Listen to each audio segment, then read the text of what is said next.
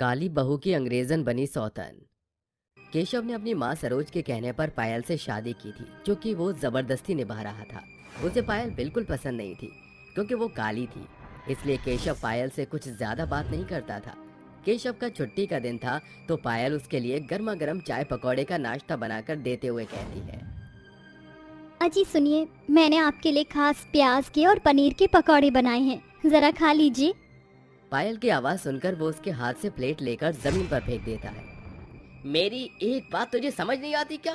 मैंने कहा है मुझसे दूर रहा कर। मुझे नहीं खाना ये पकौड़े वकौड़े। केशव जी, ये आपने क्या किया? आखिर आप मुझसे इतना क्यों झगड़ते हैं? क्यों मुझे अपनाते नहीं? चाहे तुम मुझसे एक बार पूछ ले या 100 बार, मैं एक ही जवाब दूंगा तुझे, क्योंकि तू काली लड़की है। तेरे साथ होने से मुझे बहुत कुछ सुनना पड़ता है। मेरी जग हंसाई होती है जो कि मुझे बर्दाश्त नहीं है। ये सुनकर पायल रोते हुए रसोई में जाकर काम करने लगती है। उसे ऐसे देखकर सरोज कहती है, क्या बात है बहू, तू रो क्यों रही है? केशव ने तुझे फिर से कुछ कहा क्या? कोई बात नहीं माँ जी, कभी तो उनका गुस्सा ठंडा होगा और मुझे वो अपनाएंगे। आखिर काली सूरत वाली हर लड़की के साथ ऐसा क्यों होता है कि उसका पति उसे बिना सोचे समझे दुत्कार देता है? उसकी बाहरी खूबसूरती की जगह उसके दिल की खूबसूरती को क्यों नहीं समझता? बहू तू हिम्मत रख, समय के साथ सब ठीक हो जाएगा। कभी ना कभी तो उसे तेरी ये खूबसूरती दिखाई देगी। जी माँ जी। सास की बात सुनकर पायल घर के कामों में लग जाती है। वहीं दूसरी ओर केशव पायल के साथ हमेशा बेरुखी के साथ ही पेश आता है, लेकिन जब उसे कोई मदद चाहिए होती थी तो बेझिझक उससे कह दिया करता था। ऐसी सुबह के समय वो उससे कहता है, ओहो, ये टाई क्यों नहीं बन रही है आज? लगता है मैं भूल गया हूँ। उस काली कलूटी को बुलाना ही पड़ेगा। पायल, जरा 1 मिनट मेरे पास आना। पायल, जल्दी आओ, मुझे लेट हो रहा है। आई जी। लगता है इन्हें फिर से मेरी ज़रूरत है। शायद धीरे धीरे सब ठीक हो जाएगा। माँ जी ने बिल्कुल सही कहा था, मुझे थोड़ा समय देना चाहिए। ये कहकर पायल केशव के पास जाकर उसके टाई बांध देती है, जिसे बांधकर वो मन ही मन खुश होती है। तैयार होकर केशव अपनी अंग्रेजन सौतन से मिलने चला जाता है, जो कि उसे एक महंगी घड़ी गिफ्ट करती है। ये देखकर केशव कहता है, नोरा, इतनी महंगी और सुंदर घड़ी तुम मेरे लिए लाई हो? अरे मुझे तो यकीन ही नहीं हो रहा। I can't believe. Yes baby, this is for you. तुम भी तो मेरे लिए इतनी अच्छी अच्छी चीज़ें लाते हो। ये अंगूठी बहुत अच्छी है जो तुमने मुझे कल दी थी। अरे ये तो सब कुछ भी नहीं है। मैं तो तुम्हें इससे अच्छी चीजें लाकर दे सकता हूँ। अरे वाह, इस अंग्रेजन गर्लफ्रेंड को मैंने कितना बेवकूफ बनाया है। 50 रुपए की अंगूठी देकर इसका दिल जीत लिया और आज ये मेरे लाखों रुपए की घड़ी ले आई। रियली शी इज सो डम। तभी नोरा चुटकी बजाकर उससे कहती है, अरे केशव, तुम कहाँ सोच में पड़ गए? Let's go for the lunch. या श्योर बेबी। ये कहने के बाद केशव उसे रेस्टोरेंट ले जाता है, जहाँ वो दोनों एक साथ लंच करते हैं और नोरा उसका हाथ पकड़कर कहती है, केशव, तुम मुझसे शादी कब करोगे? I can't live without you, just marry me. Yes baby, I am also can believe without you. हम कल ही शादी करेंगे और खूब मजे करेंगे। ये सही है, अंग्रेजन सस्ते में पड़ गई और अब मेरी बीवी बन जाएगी। फिर मैं उस काली कलूटन को खून के आंसू रुला दूंगा और माँ को तो मैं अपनी पसंद दिखाऊंगा। अरे केशव, तुम बार बार क्यों ख्यालों में खो जाते हो? हाँ, नथिंग बेबी, नथिंग। इसके बाद केशव और नोरा साथ में घूमने जाते हैं। फिर केशव उससे शादी की शॉपिंग करवाता है, उसे लहंगा, ज्वेलरी और गहने दिलाता है, जिसे देखकर वो कहती है, oh my God, Indian jewelleries कितनी अच्छी होती हैं। आई कांट वेट जब मैं ये सब पहनकर तुम्हारी दुल्हन बनूंगी। अरे देखना, तुम बहुत खूबसूरत लगोगी, मेरी उस काली अमावस की रात से भी ज्यादा। I mean my dusky skin wife. Oh yeah, उससे तो मैं बहुत खूबसूरत हूँ। तभी वो दोनों अपनी सारी शॉपिंग कर लेते हैं। अगले दिन केशव नोरा को दुल्हन के जोड़े में अपने घर ले आता है। केशव को अपनी सौतन के साथ देखकर पायल के होश उड़ जाते हैं और सास अपना सिर पीट कर कहती है, हे भगवान केशव बेटा, ये तूने क्या किया? शादीशुदा होने के बावजूद भी तूने फिर से शादी की और तू बहू की अंग्रेजी सौतन लाया है। शर्म नहीं आती तुझे? नहीं माँ, जब आपको एक काली लड़की से मेरी शादी करवाने पर शर्म नहीं आई, तो मुझे अंग्रेजन से शादी करने में क्यों आएगी? ओहो माँ जी, अपनी गोरी बहू की तारीफ कीजिए, गृह प्रवेश कीजिए। वैसे भी आपकी पसंद से तो मैं ज्यादा ही खूबसूरत हूँ, और इसके सामने तो काला कौवा भी फेल है। तेरी हिम्मत कैसे हुई मेरी बहू के बारे में ऐसा बोलने की? केशव, मुझे उम्मीद नहीं थी कि आप मेरे लिए एक अंग्रेजन सौतन ले आएंगे। बहुत बुरा किया आपने। मुझे लगा हमारी जिंदगी में सब ठीक हो रहा है, लेकिन नहीं, आप तो किसी तीसरी को हम दोनों के बीच ले आए। तुम्हारे और मेरे बीच ऐसा कुछ नहीं था जिसकी वजह से नोरा को अफसोस करना पड़े, समझी तुम? चलो नोरा, तुम थक गई होगी अब।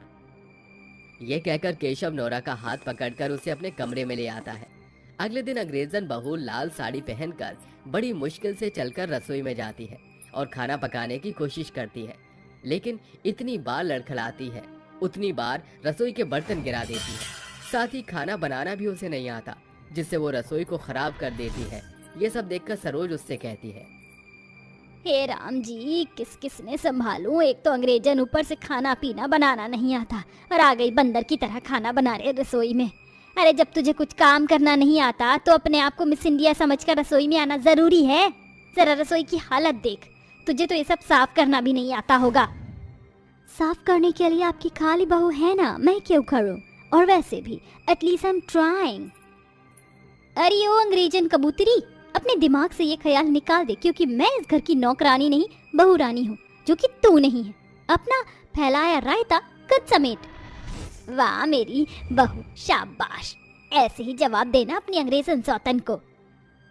ये कहकर सास बहू चली जाती है और गुस्से में नोरा अपना पैर पटक कर कहती है, हाउ डेयर, हिम्मत कैसे हुई मुझे ऐसा जवाब देने की, काली खलूटन कहीं की।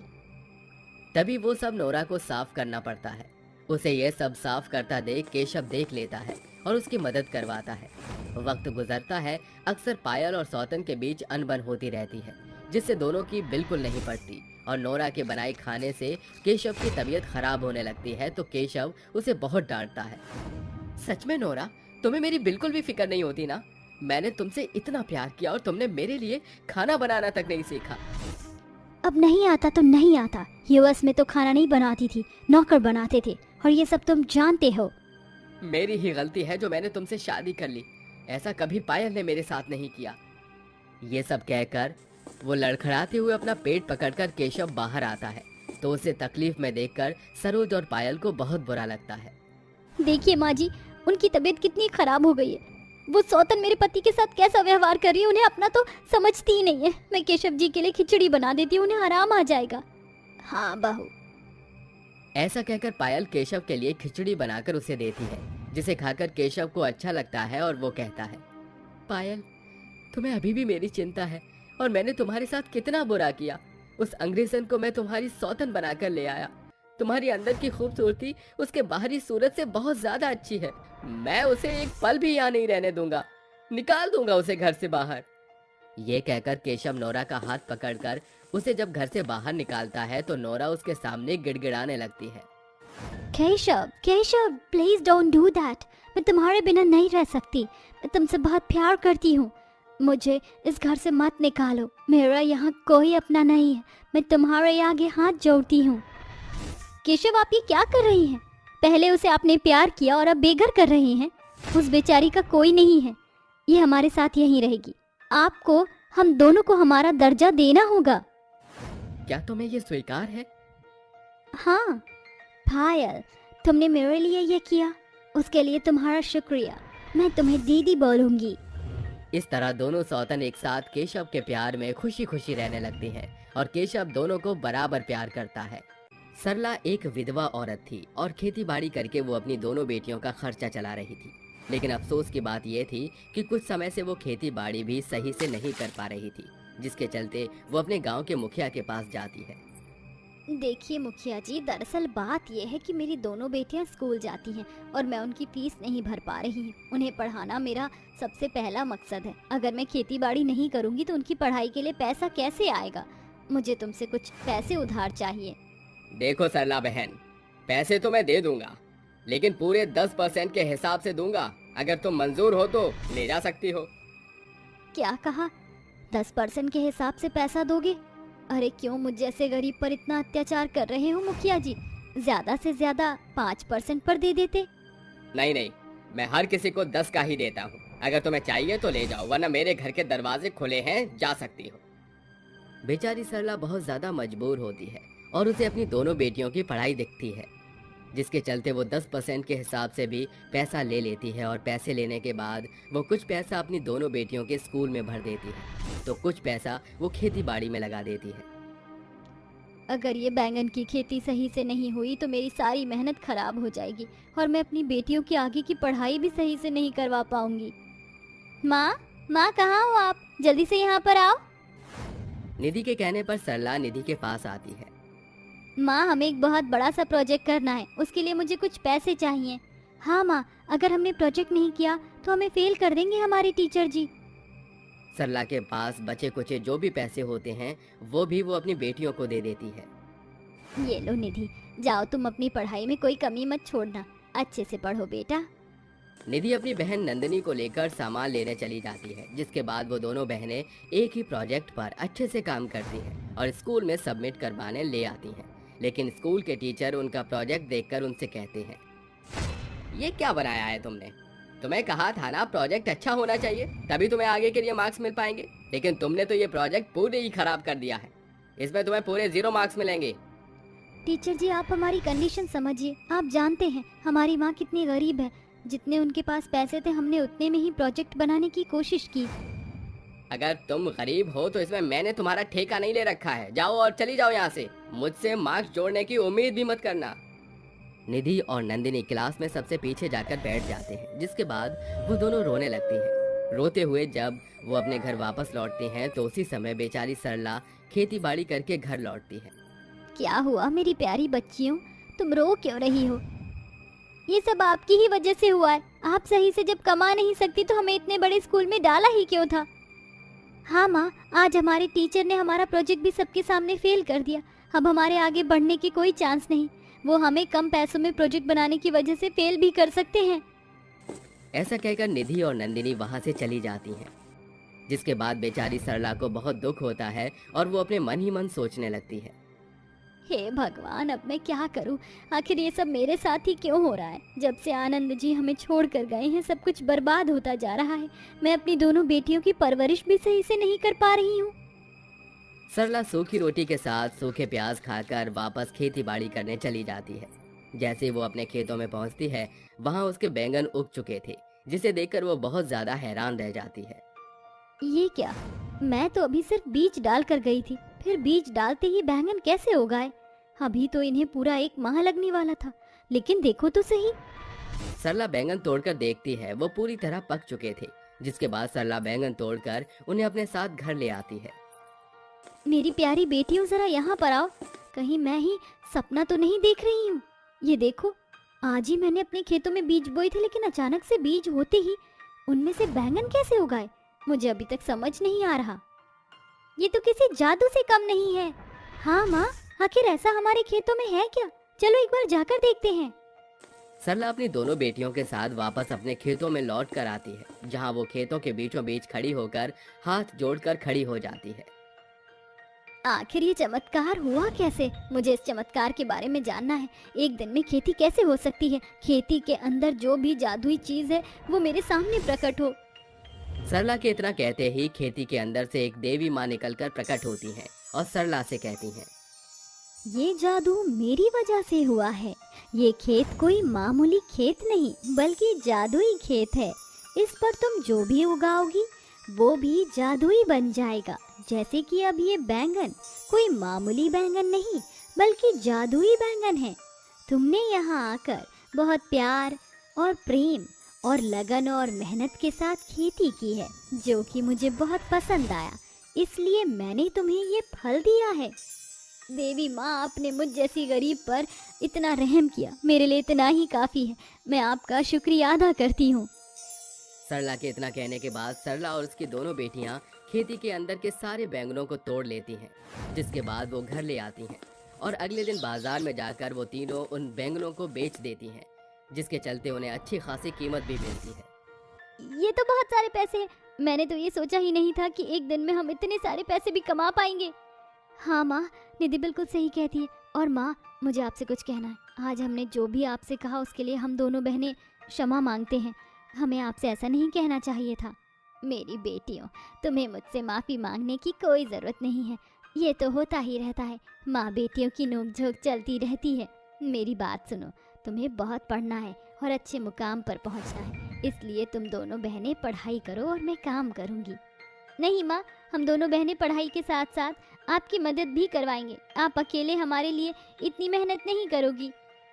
सरला की अब दोनों बेटियां बहुत समझदार हो चुकी थी। वो उसके साथ काम भी करवाती हैं और अपनी पढ़ाई भी अच्छे से करती हैं। सरला अपनी दोनों बेटियों के साथ जादुई बैंगन की खेती से जादुई बैंगन तोड़ती हैं। उस जादुई बैंगन की खेती की एक खासियत ये भी थी कि चाहे जितने भी बैंगन तोड़ लो, अगले दिन उतने ही बैंगन अपने आप उगाते हैं। चलो अब इन्हें बेच देते हैं। सरला अपनी दोनों बेटियों के साथ सारे बैंगन बाजार में बेच देती है। देखते ही देखते वो अपने ऊपर से मुखिया का 10% का पैसा भी बहुत जल्दी उतार लेती है। धीरे धीरे उनकी सभी परेशानियां दूर हो जाती हैं। निधि और नंदिनी दोनों ही इस बार अपना सबसे अच्छा प्रोजेक्ट बनाकर स्कूल में अपनी टीचर को देने जाते हैं, जिसे देखकर टीचर की भी आंखें फटी की फटी रह जाती हैं। अरे, इतना अच्छा प्रोजेक्ट मैंने पूरी जिंदगी में किसी भी बच्चे का नहीं देखा जितना तुमने अच्छा बनाया है। टीचर जी, ये तो आपकी ही वजह से हुआ है, क्योंकि आप जैसे टीचर हम जैसे गरीब लोगों को बहुत जलील करते हैं, और हम जब जलील होते हैं तो कुछ ना कुछ जिंदगी में नया करते हैं। हाँ टीचर साहब, अगर फिर कभी किसी से कोई प्रोजेक्ट बनवाओगे तो उसकी मेहनत और लगन देखना, ना कि ये देखना कि उसने कितना पैसा लगाया और कितने पैसे में उसने अपना प्रोजेक्ट खत्म किया, क्योंकि पैसों का मूल्य नहीं होता, मूल्य तो इंसान की मेहनत का होता है। नंदिनी और निधि की बातों से स्कूल के टीचर को भी अपनी गलती का एहसास होता है। उस दिन के बाद से वो भी स्कूल के बच्चों पर अत्याचार करना बंद कर देता है, जिसके बाद नंदिनी और निधि अपनी पढ़ाई पूरी करके अच्छी खासी नौकरियां शुरू कर देती है। वहीं सरला जादुई बैंगन की मदद से बहुत सारे गरीब लोगों की भी मदद करती है और अपनी बेटियों के साथ खुशी खुशी रहने लगती है। निकिता बाहर से शॉपिंग करके अपने घर पर लौटती है और सारे शॉपिंग के बैग टेबल पर रख देती है और खुद सोफे पर बैठ जाती है, जिसके बाद वो अपनी देवरानी को बुलाती है। अरे श्रेया, कहाँ पर हो? जल्दी से यहाँ पर आओ। देखो, मुझे बहुत जोर से गर्मी लग रही है, ऊपर से मैं बहुत थक गई हूँ। जल्दी से मुझे एक गिलास पानी ला कर दो। निकिता की आवाज सुनते ही श्रेया एक गिलास पानी अपनी जेठानी निकिता को लेकर आती है, जिसके बाद निकिता पानी पीते पीते फिर से श्रेया के ऊपर हुक्म चलाने लगती है। क्या तुम्हें दिखाई नहीं देता है? मैं अभी अभी गर्मी से आई हूँ। अरे, इस एसी को मैं तुम लोगों की सुख सुविधाओं के लिए नहीं लेकर आई हूँ, इसे जल्दी से चलाओ। अभी चलाती हूँ जेठानी जी।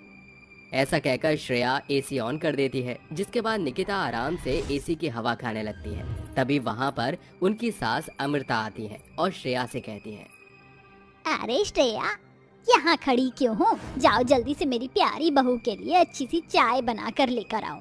बेचारी थक गई है। क्या तुम्हें जरा भी अपनी जेठानी की परवाह नहीं है? नहीं माँ जी, ऐसा नहीं है, मुझे आपकी भी परवाह है और जेठानी जी की भी परवाह है। मैं अभी आप दोनों के लिए चाय बना कर ले आती हूँ। ऐसा कहकर श्रेया रसोई में चली जाती है, जिसके बाद वो अपनी जेठानी और अपनी सास के लिए चाय बनाने लगती है। चाय बनाते बनाते वो अपने आप से कहती है, पता नहीं क्यों मेरी सास मुझ में और मेरी जेठानी में इतना भेदभाव करती हैं। अरे, मैं गरीब घर से हूँ तो इसका मतलब ये तो नहीं कि मेरे साथ इतना बुरा बर्ताव किया जाए। इन्होंने तो मुझे नौकरानी बनाकर रख दिया है। वो खुद से ऐसा कह ही रही थी कि तभी निकिता की आवाज आ जाती है। अरे श्रेया, कहाँ हो? अभी तक तुम्हारी चाय नहीं बनी। अरे, चाय बना रही हो या फिर चाय के अंदर हड्डियाँ गला रही हो? बस अभी लेकर आती हूँ जेठानी जी। श्रेया अपनी सास और जेठानी दोनों के लिए चाय डालकर उन्हें दे देती है, जिसके बाद वो घर के बाकी कामों में लग जाती है। ऐसे ही अमृता अपनी बड़ी बहू को बहुत चाहती थी, क्योंकि वो बहुत ज्यादा अमीर थी। तो वहीं दूसरी तरफ बेचारी श्रेया गरीब थी, जिसके चक्कर में अमृता हमेशा उसके साथ भेदभाव किया करती थी। एक दिन श्रेया के सिर में दर्द हो रहा होता है और वो सोफे पर बैठी होती है। एक तो मेरे सर का दर्द बंद ही नहीं होने को कह रहा है। पता नहीं सर में क्या हो गया है। दवाई भी खा ली तब भी आराम नहीं है। तभी वहाँ निकिता आती है। देखो तो सही महारानी को, सोफे पर बैठी हैं। तुम्हें घर की हालत दिखाई नहीं दे रही है? जल्दी से सारे काम निपटा लो, मेरी सहेलियां आने वाली हैं। अरे जब देखो तुम मुझ पर हुक्म चलाती रहती हो, क्या तुम्हें इसके अलावा और कोई काम नहीं है? देखो मैं तो बस इतना ही कहना चाहूंगी कि मुझ पर इतना भी रौब मत झाड़ो। अरे तुम अमीर हो तो अपने लिए हो, मेरे लिए नहीं। क्या कहा कमीनी? तेरी इतनी जुबान चलने लगी है, तुझे तो आज सबक सिखाना ही होगा। ऐसा कहते ही निकिता बेचारी श्रेया के मुंह पर एक जोरदार तमाचा मारती है, जिसके बाद बेचारी श्रेया रोने लगती है। तभी वहाँ अमृता आ जाती है। बहुत अच्छा किया बहू, कई समय से इसकी जुबान कैंची की तरह चल रही है, आज इसे एक थप्पड़ में ही अच्छा सबक मिल गया होगा। दोनों सास बहू वहाँ से चली जाती हैं। बेचारी श्रेया रोते हुए अपने कमरे में जाती है। कुछ ही देर में निकिता की सभी सहेलियां आ जाती हैं, जिसके बाद वो अपनी सभी सहेलियों को खाने की टेबल पर बिठा देती है और श्रेया के कमरे में आती है। मेरी नीचे सहेलियां आ गई हैं, जल्दी से जाओ और सबके लिए चाय नाश्ता बना लो। अगर जरा भी देरी हुई तो तुम जानती हो ना फिर। हाँ जेठानी जी, आप चिंता मत कीजिए, मैं समय पर चाय नाश्ता बनाकर आपकी सहेलियों को दे दूंगी। श्रेया तुरंत रसोई में जाती है और निकिता की सभी सहेलियों के लिए चाय नाश्ता बना ले आती है, जिसके बाद वो टेबल पर जाकर सभी को चाय नाश्ता दे देती है। तभी निकिता की सहेलियों में से एक उससे कहती है, निकिता, ये औरत कौन है? इसे मैंने पहले कभी नहीं देखा तुम्हारी फैमिली फोटोज में। अरे देखोगी भी कैसे, ये हमारे घर का हिस्सा थोड़ी है, ये तो इस घर की नौकरानी है, नौकरानी। ये सुनते ही बेचारी श्रेया की आंखों में आंसू आ जाते हैं और वो नाश्ता छोड़कर अपने कमरे में चली जाती है और फूट फूट कर रोने लगती है। आखिर मेरे साथ इतना भेदभाव क्यों होता है? मैं इस घर की छोटी बहू हूँ और अपनी जेठानी की देवरानी हूँ। वो मुझे सिर्फ एक नौकरानी से ज्यादा कुछ नहीं समझती हैं। तभी उसकी रोती हुई आवाज सुनते ही मोहित कमरे में आ जाता है और अपनी पत्नी से कहता है, अरे श्रेया, क्या हुआ? तुम यहाँ बैठकर रो क्यों रही हो? किसी ने तुम्हें कुछ कहा है क्या? नहीं जी, किसी ने कुछ नहीं कहा। ये तो मेरी गरीबी की चोट की मार है जो हर रोज मेरे ऊपर भारी पड़ती है। काश मैं गरीब ना होती, अपनी जेठानी की तरह थोड़ा अमीर होती, कम से कम मुझे इतने ताने तो नहीं सुनने पड़ते। अपने आंसू पोंछो और मुझे बताओ, तुम्हें किसने क्या कहा है? श्रेया से बर्दाश्त नहीं हो पाता, जिसके चक्कर में वो अपने पति मोहित को अपने साथ हुई सभी घटनाओं के बारे में बता देती है, जिसे सुनकर मोहित को बहुत पछतावा होता है और वो अपनी पत्नी श्रेया से माफ़ी मांगता है। अरे इसमें तुम्हारी कोई गलती नहीं है श्रेया, इसमें सारी गलती मेरी है।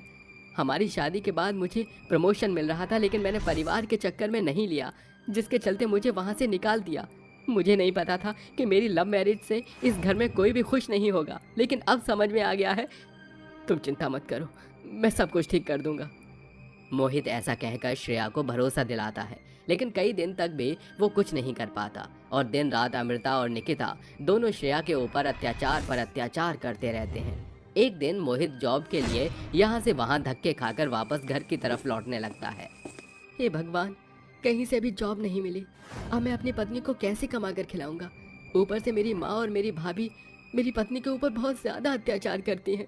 उस बेचारी के साथ तो बहुत बुरा हो रहा है। वो ऐसा सोच ही रहा था कि तभी उसे एक आदमी स्पीकर में चिल्लाते हुए नजर आता है, आओ आओ 10 रुपए से शुरू करो और लाखों रुपए जीत कर जाओ। आओ आओ आओ 10 रुपए से शुरू करो और लाखों रुपए जीत कर ले जाओ। आओ आओ। अरे ऐसा यहाँ पर क्या है जो 10 रुपए से इंसान लाखों रुपए जीत कर ले जा सकता है? वैसे मुझे एक बार जाकर देखना चाहिए। मोहित जब वहाँ जाता है तो वहाँ सभी लोग जुआ खेल रहे होते हैं। वो छोटी सी रकम से कई सारा पैसा जीत कर चले जाते हैं। ये देखकर मोहित के मन में भी लालच आ जाता है और वो 10 रुपए की गेम खेलकर कई हजार रुपए जीत जाता है। ये सब देखकर मोहित के मन में और लालच आता है।